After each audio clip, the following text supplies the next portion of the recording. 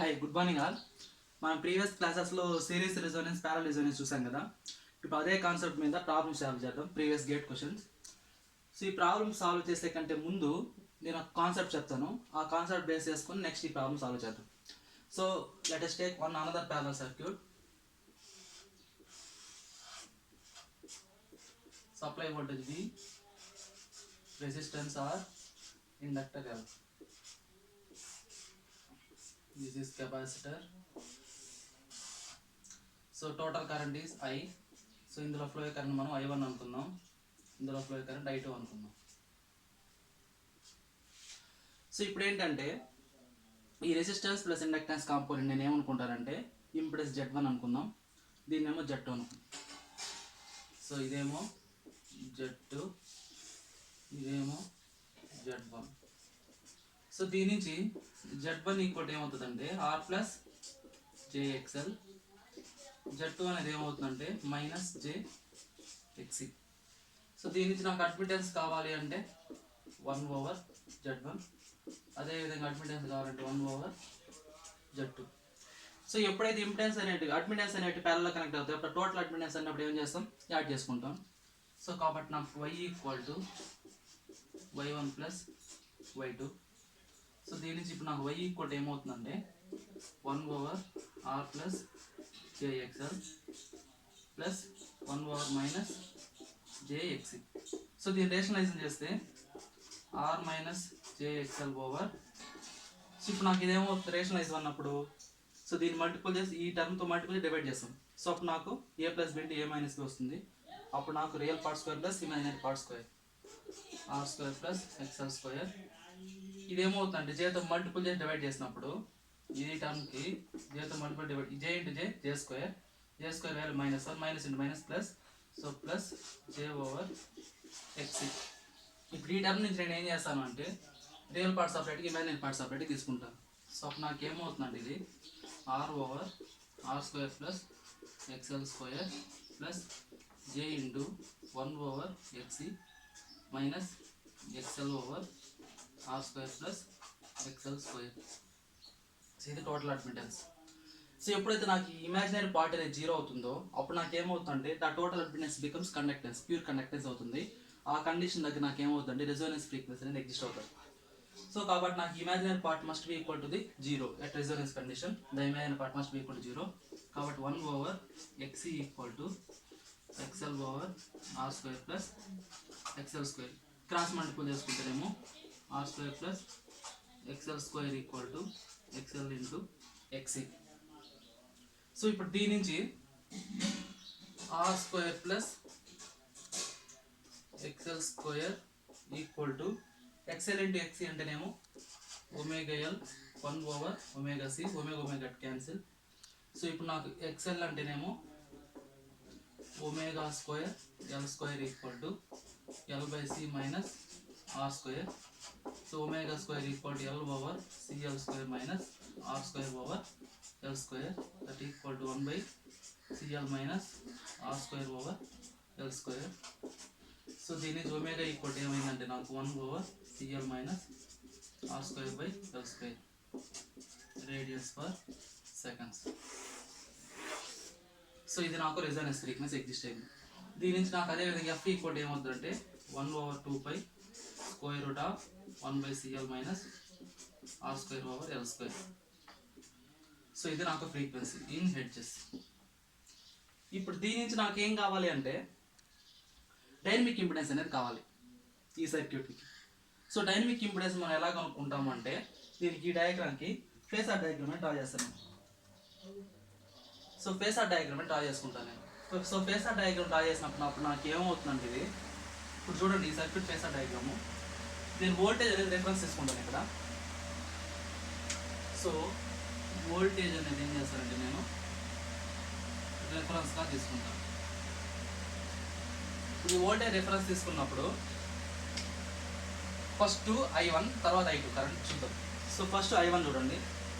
ఈ first current అనేది ఎందులో ఫ్లో అవుతుంది, రెసిస్టర్లోకి. ఎప్పుడైతే కరెంట్ రెసిస్టర్లో ఫ్లో అవుతుందో voltage current are in phase. కాబట్టి నాకేమవుతుందంటే రెసిస్టర్లో పోయేటప్పుడు ఫర్ ఎగ్జాంపుల్ ఈ టర్మ్ నేను R అనుకుందాం. So voltage current are in phase. ఇక్కడ కరెంట్ I అనుకుంటే రెసిస్టర్లోకి బోత్ ఆర్ ఇన్ ఫేస్. ఇండక్టర్లోకి అయితేనేమో కరెంట్ అనేది ఏమవుతుంది, ల్యాగింగ్ అవుతుంది. కాబట్టి నాకు ఏమవుతుంది ఇక్కడ ఎగ్జిస్ట్ అయ్యేది ఇదేమో ఇండక్టర్ ఇయర్.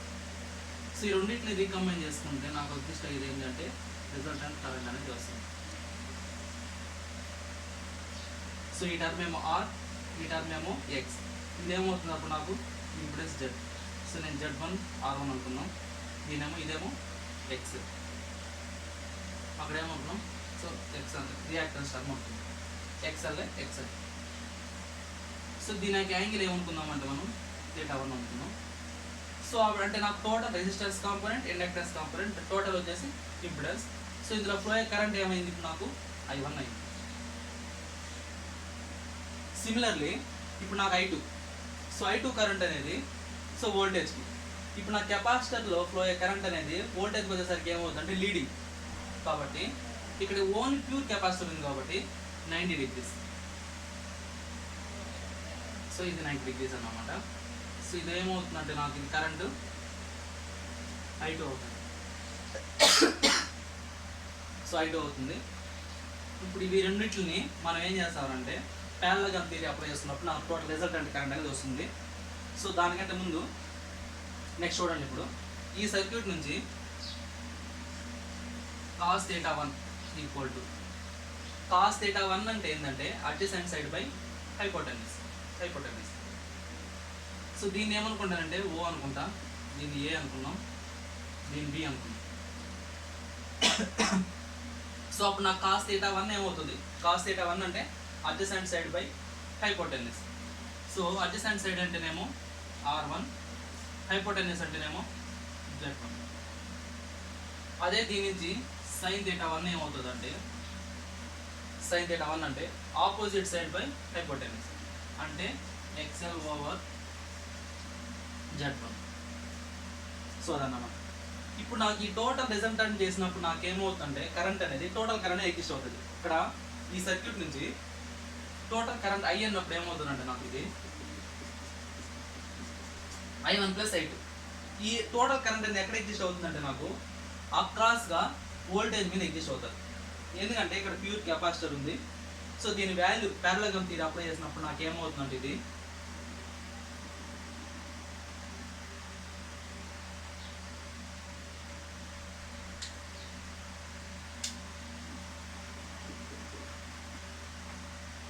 సో మనం స్కేల్తో ప్యారలల్ థియరీ అప్లై చేసుకున్నప్పుడు ఏమవుతుందంటే నాకు ఇది సో ఇలా ఎగ్జిస్ట్ అవుతుంది అన్నమాట. సో అరౌండ్ అప్రాక్సిమేట్లీ ఇక్కడ ఎగ్జిస్ట్ అవుతుంది. సో ఇదేమో టోటల్ కరెంట్ I అంటే అక్రాస్ ఈ పాయింట్ దగ్గర టోటల్ కరెంట్ I ఎగ్జిస్ట్ అవుతుంది. ఇప్పుడు దీని నుంచి ఇప్పుడు నాకు ఏం కావాలి అంటే I2 ఈక్వల్ టు, సో ఇది I2 అయినప్పుడు ఈ రెండు సేమ్, బట్ మ్యాగ్నిట్యూడ్ అనేది ఆపోజిట్ అవుతుంది. సో దీని నుంచి ఇప్పుడు నాకు ఏం కావాలంటే ఈ సర్క్యూట్ నుంచి in terms of XL Z కాకుండా వేరే విధంగా.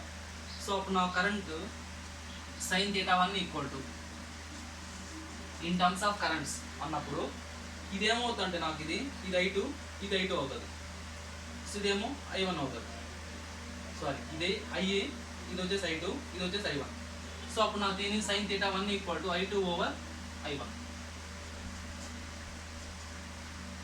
సో దీని నుంచి ఇప్పుడు నాకు I2 ఈక్వల్ టు ఏమవుతుందంటే ఈ current I2 equal to I1 sin θ1. ఈ సర్క్యూట్ నుంచి I2 అంటే ఏంది V/XC. So V over XC equal to I1 అంటేనేమో V/Z1. ఈ టోటల్ నేను ఏమనుకున్నా Z1 అనుకున్నా. sin θ1 అంటే ఏంది XL/Z1.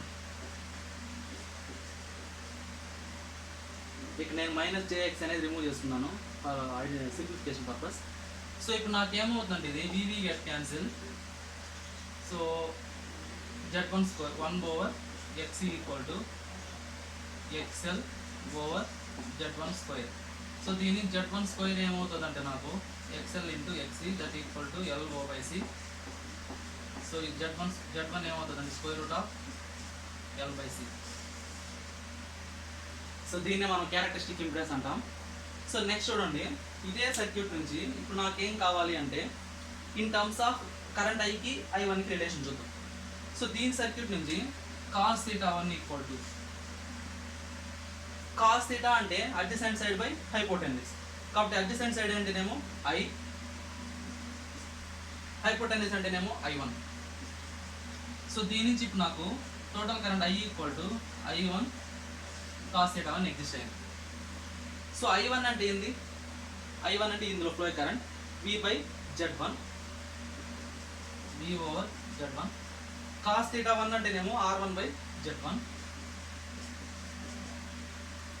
ఇదేమో టోటల్ కరెంట్ I. సో ఇప్పుడు దీని నుంచి ఇక్కడ నాకు ఏమైందంటే VR1 over Z1 square. Z1 square value already L/C.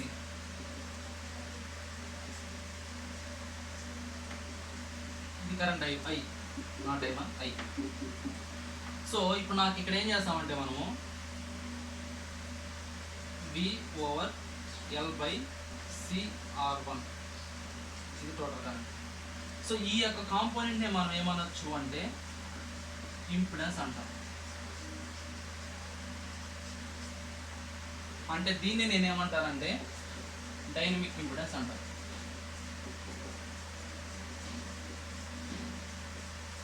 So dynamic impedance equal to L over R1C or RC. మన కన్వెంట్ R1C ఆర్ RC. మనం తీసుకుంది ఇక్కడ R కాబట్టి RA వస్తుంది. ఓకే, సో ఇదన్నమాట డైనమిక్ ఇంపిడెన్స్ అనేది. ఇది ప్యారలల్ సర్క్యూట్. ఇదే డైనమిక్ ఇంపిడెన్స్ అనేది వాల్యూ ఇన్ కేస్ రెసిస్టర్ లేకపోతే ఇఫ్ R ఈక్వల్ టు 0 అప్పుడు నా డైనమిక్ ఇంపిడెన్స్ ఏమవుతుంది? Anything by 0 into C. So L/0 is nothing but infinite. So dynamic impedance value అనేది ఏమైందంటే ఇన్ఫినిట్ అయింది. ఎప్పుడు అంటే ideal tank circuit. Tank circuit ఎప్పుడు అంటాము అంటే ఎప్పుడై ఈ సర్క్యూట్ని మనం ఏమనొచ్చు ట్యాంక్ సర్క్యూట్ అనొచ్చు దీన్నే. సో దీన్ని ట్యాంక్ సర్క్యూట్ అంటాం. కాబట్టి డైనమిక్ ఇంపిడెన్స్ ఈక్వల్ ఏమైంది? ఇన్ఫినిట్ అయింది. అదే డైనమిక్ ఇంపిడెన్స్ అనేది సిరీస్ RLC సర్క్యూట్ అయితేనేమో ఏమవుతుందంటే R అవుతుంది. అదే డైనమిక్ ఇంపిడెన్స్ అనేది ప్యారలల్ RLC సర్క్యూట్ అయితేనేమో ఇది రెసిస్టెన్స్ R అవుతుంది. ట్యాంక్ సర్క్యూట్కి వచ్చేసరికి L/R1C. ప్యూర్ అదే పర్ఫెక్ట్ ఐడియల్ ట్యాంక్ సర్క్యూట్కి అయితేనేమో ఇన్ఫినిట్ అనుకున్నాం. ఓకే, ఇదే డైనమిక్ ఇంపిడెన్స్ అనేది ప్యారలల్ సర్క్యూట్కి అయితేనేమో ఐడియల్ కేసులో ఇన్ఫినిట్, సిరీస్ సర్క్యూట్ అయితేనేమో 0. ఇదే ఇంపిడెన్స్ అనేది ఐడియల్ కేసులో సిరీస్ సర్క్యూట్ అయితేనేమో series combination of L and C.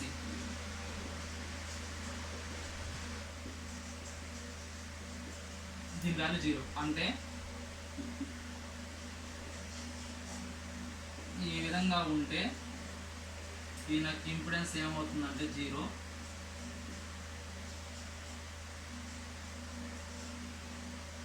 ఈ విధంగా ఉంటే దీనికి ఇంపిడెన్స్ ఏమవుతుందంటే ఇన్ఫినిట్ అవుతుంది. సో ఇది 0 అంటే మీనింగ్ ఏంది? Short circuit. దీని మీనింగ్ ఏంది? Open circuit. ఎప్పుడైతే నాకు ఇంపిడెన్స్ 0 అవుతుందో దాన్ని మనం షార్ట్ సర్క్యూట్ అంటాం. అదే ఇంపిడెన్స్ ఎప్పుడైతే ఇన్ఫినిట్ అవుతుందో దాన్ని మనం ఓపెన్ సర్క్యూట్ అంటాం. సో ఈ కాన్సెప్ట్ నేను బేస్ చేసుకొని ఈ ప్రాబ్లం అనేది సాల్వ్ చేస్తాం. సో ఇప్పుడు చూడండి దాని సొల్యూషన్ చూద్దాం. సో ఈ ఫార్ములా అనేది చాలా ఇంపార్టెంట్, చాలా కాంపిటేటివ్ ఎగ్జామ్స్కి వస్తుంది.